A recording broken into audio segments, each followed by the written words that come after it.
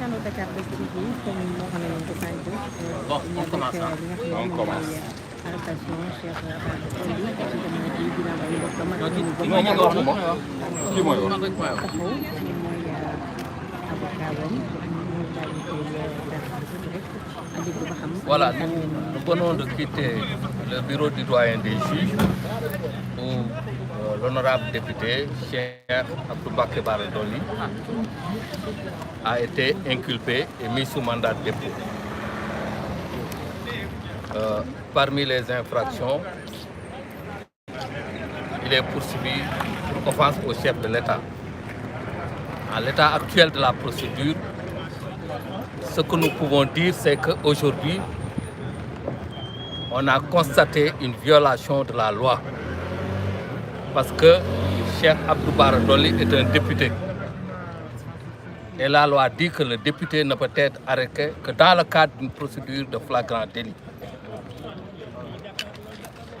Aujourd'hui, en le mettant sous mandat de dépôt par le doyen des juges d'instruction, nous constatons qu'il y a une violation de la loi et que si Cheikh Abdou Bara Dolly devait comparaître, c'était devant une juridiction de flagrant délit.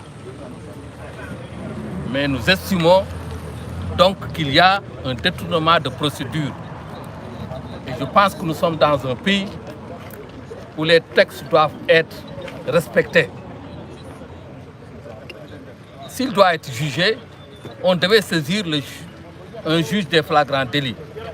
Mais aujourd'hui, ouvrir une information contre un député sans avoir l'autorisation de l'Assemblée nationale, on ne peut pas comprendre cette procédure, d'autant plus que s'il a été arrêté, il a été arrêté sur la condition de la flagrance. Donc nous estimons actuellement que la procédure qui est suivie contre Cheikh Abdou Bara Dolly est illégale. C'est la raison pour laquelle nous attirons l'attention des autorités et des populations que même si une personne doit être jugée, il doit être jugé conformément à la loi. En l'état actuel de la procédure, c'est ce que nous pouvons dire. C'est le nous vous remercions. Maître en wolof s'il vous plaît. waaw maa ngi leen di gërëm ñu ngi génn ci bureau doyen des juges mu téye Cheikh Abdou Bara Dolly Mbacké di député. Donne le nom des avocats. Avocats yi man la maître Ibrahima Diaw, maître Bamba Cissé, maître Diali Kane ak maître Abdinar Ndiaye. li tax nag ñuy wax ak presse bi mooy député dafa am kiiraay boo xam ne daf ko am yoon daf ne député buñ ko arrêté rek flagrant délit moo tax ñu mën ko arrêté loo xam ne dafa am ñu fekk ko fa arrêté ko mais loolu buñ ko arrêté dañ ko war a yóbbu arrêté ko ci juge flagrant délit mais waruñ toog ne dañuy ubbi information te levé wuñ immunité parlementaire donc ñu gis ne donc dossier bi kat ni mu commencé warul commencé nii loolu moo tax nag ñuy attirer attention autorités yi ak population bi wax ne yoon nag buñ koy def ci dëkk bi dañ ko respecté jaar ci yoon mooy tey Cheikh Abdou Bara ñun estimé nañ ne doyen des juges waru ko sax déglu ba di ko mettre sous mandat de dépôt léegi fi ñu toll nii ci enquête bi comme ci instruction lañ def fi lañ mën a yem mais daal ñu xam ne fi ñu ko yóbbu waruñ ko fa yóbbu loolu daal ñu ngi koy déplorer pour le moment. ñu ngi leen di gërëm ñu ko doon toppee loolu la ñu téye ba léegi muy diffamation beeg offense au chef de l'État. waaw non loolu il est poursuivi rek pour offense au chef de l'État, diffusion de fausses nouvelles et des propos qui ne sont pas conformes aux bonnes mœurs. Voilà, c'est tout. waaw ñett merci. Bravo. alors ñu ngi nekkoon Maître Thiaw ci avocat waaye tamit nekk avocat ki nga xam ne moom mooy Cheikh Mbacké Bara Dolly dégg nañu nag kàddu yi nga xam ne daal dina koy wax bu ñu sukkandikoo ci li ñu fi am mooy information judiciaire dañ ko ubbi maanaam yëpp dafay dem instruction ngir li ñu koy toppee nag comme ni mu ko waxee léegi offense au chef de l'État la ak rek wax ay kàddu yoo xam ne teggu newul ñu jéem a xoolaat ba xam. dañu ñëw yëpp à lundi maa ngi woo waa Touba yëpp dañu ñëw def marche parce que aussi li li fi xew nii c'est la première fois mu loolu daal di xew fii li fi xew nii c'est la première fois li mu xew fii fi mu toll nii Macky Sall placé na su mandat de ko Cheikh Abdou Bara Dolly loolu li nga xam ne mooy Macky Sall tëj na Cheikh Abdou Bara Dolly Mbacké Macky Sall tëj na surtout Touba. alors internet Dakar Buzz TV comme ni leen ko waxoon rek Serigne Abdou Mbacké Bara Dolly tey dina fanaan ni ca kaso ba ginnaaw ba ko doyen des juges dégluwee toppee ko rek li ñuy wax offense au chef de l'État ak li ñuy wax ne rek dafa teg ay kàddu yoo xam ne dëppoo ak son wàlla suñu pourtant ñu wax nag avocat bi dina ci daw dégg nañu léegi li mu wax mooy rek dañu violé loi bi ndax jot nañu ne lu jëm ci immunité parlementaire am boobu bu ñu koy atte dañu ko woon atte lu jëm ci flagrant délit waaye dañoo ubbi information judiciaire ngir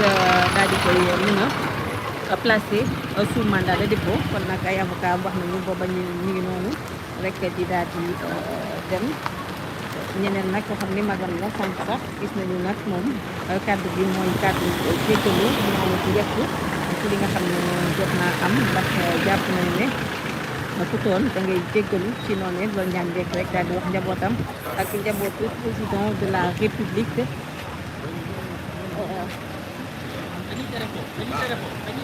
ñëwal nii sëñ bi voilà ñu jëlaat ko rek ndax sànq gis nañu mu ngi doon ñaan yekk ñu la gën a Touba. xam nga loolu politique seen politique la. waaw ñu la ban côté sëñ bi laay wax. waaw.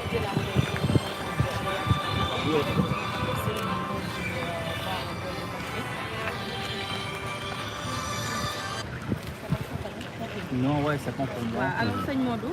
kàddu bi mooy xibaar bi daal nañuy inculpé sëñ Modou Bara Dolly sëñ Cheikh Bara Cheikh Abdou Bara Dolly placé nañu ko sous mandat de dépôt daal di ubbi information judiciaire naka nga ko jàngatee. waaw li may dellu di waxaat rek moom laay répété waat jéggalu askanu Sénégal bi yëpp ci kàddu yooyu nga xam ne am na ca li may wax rek nit ku du juum amut yàlla mi ñu bind rek moo du juum beneen ba ci des it la ñu ci war muy taxaw en tant que mag ci biir kër loolu mooy sunu taxawaay fii te keneen ku mu doonoon yow it taxawaay boobu nga war a mën a am moom mi sunu borom dogal nattu boobu del ci kawam it yaakaar naa bu ma taxawoon foofu it taxawaay boobu la war a def kon biñ jégaloo Sénégalais yi ñuy déglu yëpp ci kaddu yooyu te kaddu yi it képp ku bokk ci Xaadimu Rasuul wala nga dëkk Touba it kaddu la yoo xam ne nii tamit ñun ñëpp lañ koy jéggulu di ko jéggulu ci ñëpp ndax it ku dëkk Touba ku ne am na ay kaddu yoo xam ne waroo ko génne sa gimiñ waaye yàlla moo ko dogalee noonu la may faral di wax rek daan ko yóbbante ci ñoom waxtu wu ne bu ma sañoon daal ki nga xam ne mooy njiitum réew mi sama diggante ak moom ci kóllëre yéen man ngeen opposé wu man lu man di doon waaye ngeen di ma bàyyi xel ci moom ndax man bi nekk seen kilifa ni ma demee ak moom waaye nag tey jii ci tey loolu laay delluwaat président ba wax président moom it na ma bàyyi xel ci ñoom ndax sama njaboot lan ca kenn umpaliwul sama diggante ak moom guddi ak bëccëg maa ngi koy défendre partout guddi ak bëccëg maa ngi koy xeexal partout kon tey bu liy dalee ci sama biir famille maa ngi koy ñaan mu taxaw ci jàpp ci waaw salaam. kàddu yi ñu waxoon sànq maanaam daal di jéggaluwaat président de la république di fàttali ne ci njabootam boobu moom it ci la bokk li ñu def rek mooy daal di jéggaluwaat soxnaam moom ko waxee woon sànq ñu wax nag ne moom Cheikh Bara Dolly daal nañu koy placé sous mandat de dépôt te ñu